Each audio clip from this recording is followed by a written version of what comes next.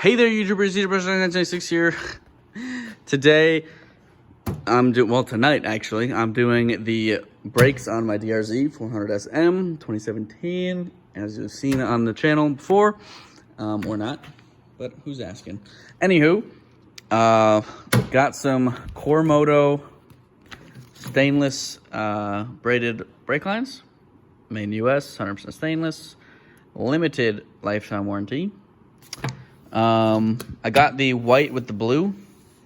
So white cable, blue protector, blue ends.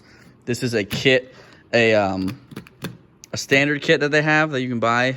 You can also change every single thing. You could change the color of like the Moto logo. Their website is pretty cool. I got this on sale, $25 off for Independence Day, like a month or two ago, or Memorial Day, something like that. But I decided to pick them up because they were on sale. Next, I've got pads, rear pads, $32. These are both the R series from EBC. They're sintered. We'll see how they do. These are the fronts, made in US also, which is pretty cool. And we also got the Zeta brake line clamp in blue, obviously. I literally just bought this because it got me over the free shipping price for Revzilla. So that's why this is a thing. And we got some DOT4 brake fluid. This is just wherever. I've always used them on every vehicle I've owned, and they've been fine by me. So, bike's over on its little stand, and I will go grab the tools that we need, and I'll meet you over there. Alrighty guys, so we're back over here by the bike. We've got our tools. So this is a caliper, front caliper obviously. The banjo bolt to take the line off is a 12 millimeter, and this seems to be an 8. I don't know if it's my sloppy 8 mil or it's not an 8, but it seems to fit an 8. So first, I'm also going to do the brake pads, so I'm assuming you got to take the caliper off. So whatever, these look like a 12 also. We're probably going to do the lines first, then pads, or bleed it and then pads, just because I don't want to get any fluid on the pads, the new pads. But yeah, I guess we could do it like that. And then we could do the brake clamp, and on the back we'll do that also. So first things first, gonna take this bottom bolt off, or actually I'll open this up and open the reservoir up, put a hose on here and squeeze as much as I can get out, and then take the line off and drain it all. Just be careful because brake fluid eats paint. This is aluminum anodized. I don't know if it eats anodizing, but I also think it's bad for rubber. But maybe put a rag here, or if you don't care like me, just do it, you know? I don't know what this is. We're learning together, yay! Alrighty guys, I'll do all that stuff and be right back. Alrighty guys, so first thing I did, put a hose onto the bleeder and into just a water bottle. It doesn't have to be anything special. It obviously is on its side because, you know, it still has to fill half the water bottle before it comes out. That doesn't matter. Take these two Phillips head screws off to let air in. And it's almost empty just from me doing this. You can hear it. So it's sucking air. You can see some fluid left coming out. You know, I'm just sitting here doing this 20, 30 times. It doesn't matter. I'll probably take a paper towel and soak up the rest of that stuff, and then close that bleeder, take off the 12 mil bolt from that, let the fluid drain out from the bottom, and then I will take the top off, and that's taking it off, basically, except this clamp, and then you got to run it through these holes. And to put it back on, basically do in reverse, except you're not going to shove the fluid back in there, but I'll show you that when I'm at that point.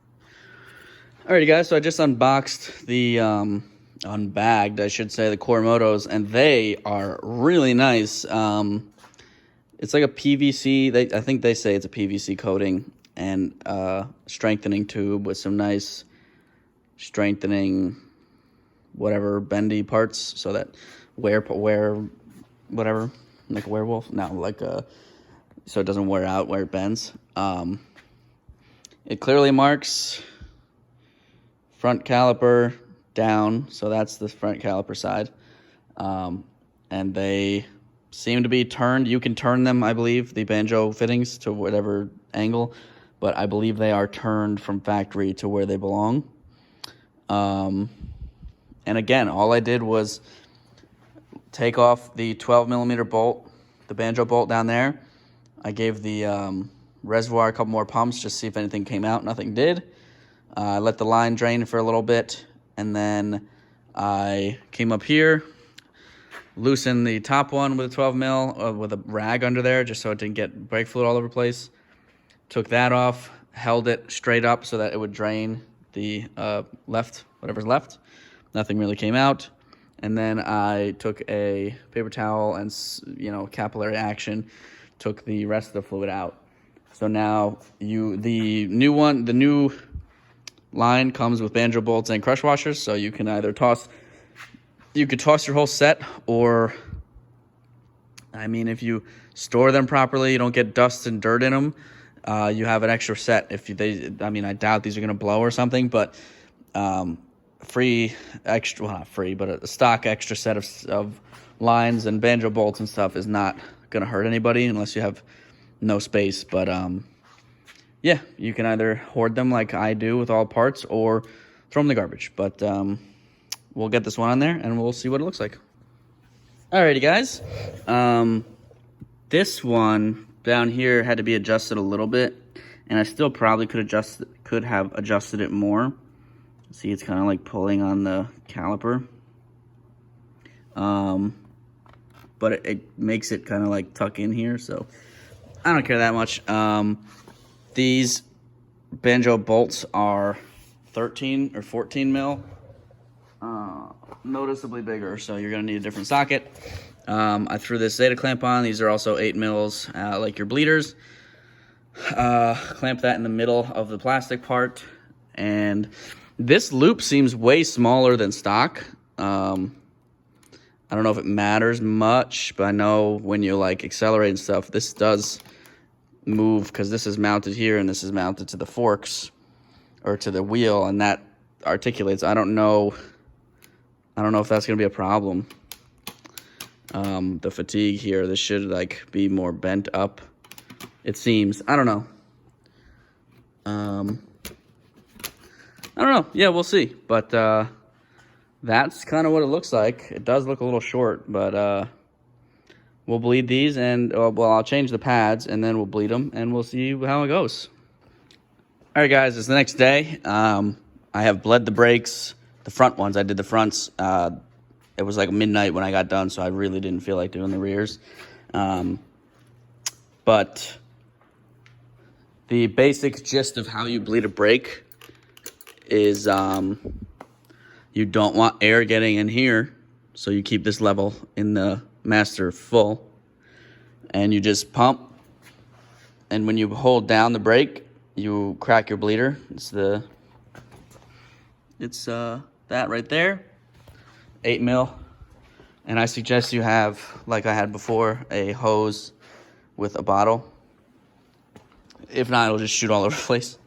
So you just do that, you hold, and then when your brake finishes holding to the bottom, you then close your bleeder, and then you pump again, and just do that, and crack it, and squeeze. Don't let go of the brake while that's open, or it'll suck air back in this end. So another tip here, turn this as far to the left as possible. Make the master as high as it can be. I was sitting here for 20 minutes, just no pressure, and then I turned it like this.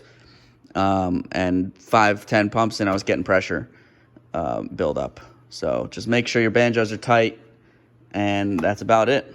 Front pads were pretty easy too. It's just the screw and then a 5mm bolt that takes out like a pin, and then you just slide the pads in. So I think it looks a lot better than the electrical tape wrapped one that I had on there that the previous owner did. It would be cool to find a Speedo cable that's also blue, but I don't know if anybody makes those. I'm gonna clean the bike, obviously, but this will be a front install video because it's already gonna be like 10 minutes. So I'm gonna do a rear install video, or not even. I'll probably just throw it on the end. I'll do a finish, but it's the same thing. Two 12mm banjo bolts. It's just all in a different location. So it's pretty straightforward. I'm gonna throw that on and we'll see what it looks like. All right, y'all, it's a couple days later. Got the rear on there.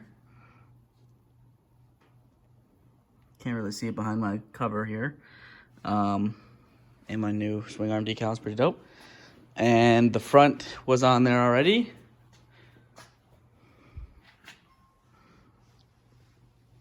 And the new pads are in there. You can't really see, but they're the EBCs. So just to wrap this up kind of in a little bow here, this might be a second. I still don't know if this is going to be a second part or not. But they don't really change anything. I had relatively new lines. They were 5 years old, so they weren't like stretching or anything. I just wanted them to look a lot nicer and a lot cleaner. There's the clamp is on there too. That looks really nice. So that's pretty much it. Just make sure they're bled. Keep an eye on them.